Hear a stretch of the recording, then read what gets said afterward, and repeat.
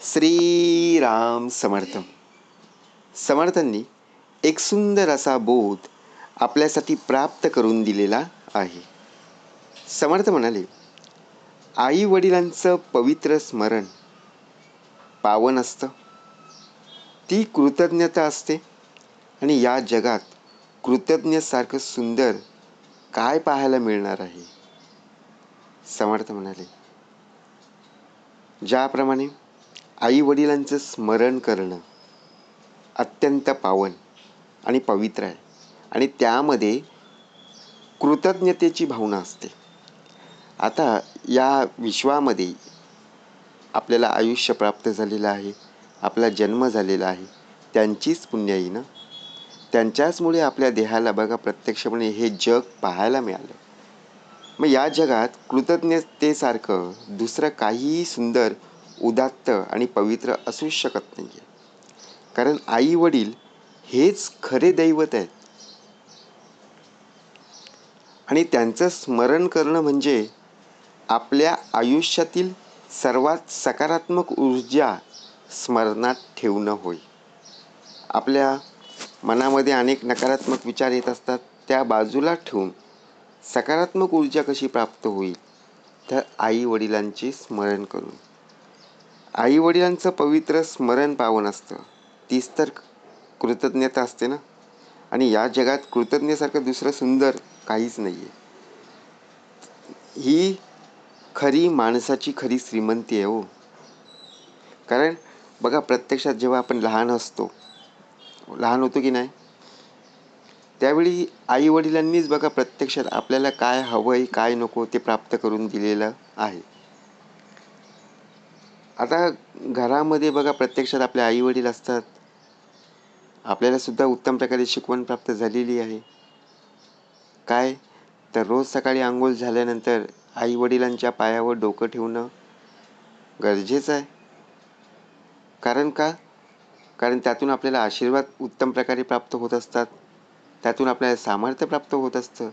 परंतु आपण काय करत असतो, आपल्याला वेळ नसतं. बरोबर की नाही.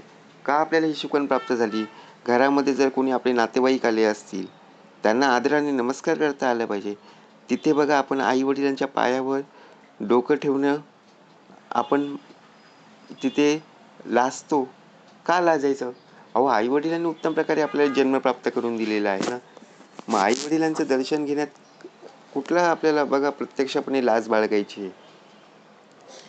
समर्थ म्हणाले, पवित्र स्मरण कुठे आहे, तर आई वडिलांनी आपल्यासाठी केलेल्या अपार कष्टांची, त्यागाची आणि सर्वात महत्त्वाचं म्हणजे प्रेमाची आठवण ठेवणं म्हणजे त्यांना पवित्र स्मरण देणं होय. आता आपण आपल्या आयुष्यात अपार कष्ट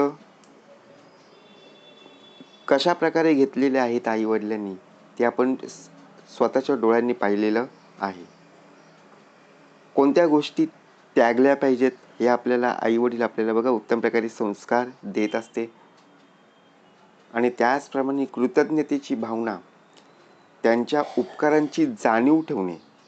आता उपकाराची जाणीव ठेवणे म्हणजे काय, आई वडिलांनी जे काही आपल्याला प्राप्त करून दिलेलं आहे त्याची परतफेड आपल्याला करताच येणार नाही. बरोबर आहे की नाही. म्हणून प्रत्यक्षात निस्वार्थ प्रेम करणाऱ्या पालकांची आठवण मन शांत आणि शुद्ध करत असते. आपलं मन आहे ना, शुद्ध आणि शांत असूच शकत नाही. कारण का, आपलं मन संपूर्णपणे चंचल आहे. परंतु आई वडिलांची आठवण आणि त्याचप्रमाणे या जगात निस्वार्थ भावनेपेक्षा सुंदर काहीही नाही. आपल्याला जरी सर्व काही प्राप्त झाले असेल, बघा कुणाच्या आयुष्यात कुणाच्या वाटेला आई नाही आहे, तर बघा कुणाच्या वाटेला वडील नाही आहेत. जेव्हा आपल्याला आई वडील दोन्ही असतात ना, तेव्हा खरंच आपल्याला त्यांची जाणीव होत नाही. परंतु बघा प्रत्येकाच्या वाटेला एक एक दुःख आहेतच ना. कारण का, प्रत्यक्षात जाणीव नाही आहे हो. कारण ती जागा भरून काढण्यासाठी कितीही काही प्रयत्न केले तरी ती जागा भरूच शकत नाही आपण. आई आपल्याला ओरडायची, कारण का आपण तिथे चुकायचो. एखाद्या वेळी बघा आपण मस्ती करायचो, तेव्हा आपल्याला आई ओरडायची, आपण ऐकत नसायचो. परंतु बघा बाबा पण आपल्याला सांगायचे. परंतु ज्यावेळी बाबा आपल्याला सोडून गेले किंवा आई आपल्याला सोडून गेली, तेव्हा प्रत्यक्षात आपल्याला त्या आठवणी कायम लक्षात राहिल्या की नाही. आपण आईवडिलांना किती त्रास देत राहिलो हे आपल्याला आत्ता कळायला लागलं. जेव्हा आई बाबा होते तेव्हा आपल्याला बघा प्रत्यक्षात त्यांचं स्मरण, त्यांची आठवण झाली नाही. परंतु गेल्यानंतर आपण रडत बसायचं, हे चुकीचं आहे ना आता. म्हणून समर्थ म्हणाले, प्रत्यक्षात आईवडिलांचा आदर करणं गरजेचं आहे. आईवडिलांनी आपल्यासाठी खूप काही केलं. आपल्याला काय हवंय काय नको, आपण कोणत्या गोष्टीसाठी रडायचो, ती गोष्टसुद्धा बघा आपल्यासाठी प्राप्त करून देणारी आपली आईवडीलच आहेत. कोणी शेजारी पाजारी येणार नाही आहेत, किती जरी तू रडलास तरी. म्हणून समर्थ म्हणाले, सुंदर आपल्याला भाग दिलेला आहे, लक्षात घेऊया. आईवडिलांचं बघा अमूल्य ऋण म्हणजेच काय, मातृऋण, पितृऋण आपल्याला या जन्मात तरी फेडणं शक्य होणारच नाही आहे. कारण या जन्मात आपण जन्माला आलो तर अनेक प्रकारचे डोक्यावर ऋण घेऊन आलो ना. मातृऋण, पितृऋण, कुळऋण, गोत्रऋण, आप्तेष्टांचे ऋण, देशाचे, समाजाचे, मातृभूमीचे ऋण. आता ही ऋण आपल्याला फेडायची आहेत. मग आता ही ऋण फेडायची आहेत तर काय करता येईल, समर्थ म्हणाले. त्या समर्थांनी सुंदर बोध दिलेला आहे. एक गाव होतं आणि त्या गावामध्ये एक गरीब शेतकरी राहत होता. त्याला 2 मुलं होती. त्याने स्वतः हाल अपेष्टा सोसून बघा प्रत्यक्षात त्या मुलांना शिकवलं. गरीब परिस्थिती होती, परंतु त्यांना उत्तम प्रकारे मोठं केलं आणि मुलं शहरामध्ये बघा शाळा कॉलेज संपल्यानंतर नोकरीला लागली आणि श्रीमंत झाली. खूप त्यांना पैसा मिळू लागला. पण ते आपल्या गावी असलेल्या आई वडिलांना विसरले. ज्या आई वडिलांनी लहानाचं मोठं केलं, ज्या आई वडिलांनी आपल्यासाठी खूप कष्ट केले, मेहनत केली, त्या आई वडिलांना बघा प्रत्यक्षात ते दोघं सुद्धा विसरलं.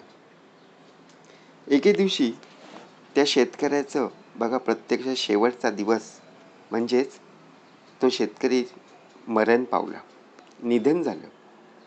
परंतु धाकटा मुलगा अंत्यविधीसाठी आला. पण वडिलांची जमीन आणि घर कसं लाटता येईल याच्या विचारात होता. त्या रात्री त्याला स्वप्नात त्याच्या वडिलांचा चेहरा दिसला. त्यांना त्याचं काहीही नको होतं, फक्त मुलांचं कल्याण हवं होतं. त्या क्षणी त्याला आठवलं की कशा प्रकारे वडील कडक उन्हात पावसात कष्ट करून बघा आपल्याला शिकवलं. त्याला आपल्या कृतज्ञतेची जाणीव झाली आणि तो त्या क्षणी रडू लागला. दुसऱ्या दिवशी त्याने आईला शहरात नेले आणि तिची मनापासून सेवा करू लागला. त्याने वडिलांच्या स्मरणातून कृतज्ञतेचा मार्ग स्वीकारला. म्हणजेच जर विचार केला तर आई वडील हयात असताना त्यांची काळजी घेणं आणि गेल्यानंतर त्यांची आठवण ठेवणं यासारखी दुसरी कोणतीही मोठी सेवा आपल्याला पाहायला मिळणार नाही. म्हणून कृतज्ञता माणसाला माणुसकी शिकवते. म्हणून समर्थ म्हणाले, जोपर्यंत आपल्या आयुष्यात आई वडील बघा प्रत्यक्षात पाहायला मिळत असतात, त्यावेळी त्यांची काळजी घेणं ही आपली जबाबदारी. कारण आपण जेव्हा लहान होतो तेव्हा लहान असतापासून ते आत्तापर्यंत बघा आई वडिलांनी सांभाळ केलं की नाही. मग आता आपण मोठे झाल्यानंतर आई वडिलांची आपण काळजी का घेऊ शकत नाहीये. त्यांची सेवा करणं, त्यांची काळजी घेणं बघा प्रत्यक्षात आपल्या हातून उत्तम प्रकारे सत्कर्म घडणं आहे, बरोबर की नाही? म्हणून समर्थांनी श्लोक का आपल्याला प्राप्त करून दिलेला आहे? सत्कर्म योगे वय घालवावे. आई वडिलांची जर तुम्ही सेवा करत असाल, आई वडिलांची बघा उत्तम प्रकारे सेवा करत ज्याप्रमाणे संस्कार आणि त्याचप्रमाणे काळजी घेत असाल, त्यांची आठवण ठेवत असाल, तर तुमच्यासारखं दुसरं कोणीही नसेल. कारण का, तुम्हाला त्या आई वडिलांनी खूप काही दिलेलं आहे आणि त्याचप्रमाणे तुम्ही सुद्धा त्या आई वडिलांची बघा उत्तमरित्या सेवा करीत आहात, काळजी घेत आहात. म्हणून समर्थ म्हणाले, आई वडिलांचं स्मरण करणं या कलियुगात आता तरी पाहायला मिळत नाहीये, परंतु आई वडीलच हेच खरे दैवत आहेत. जय जय रघुवीर समर्थ.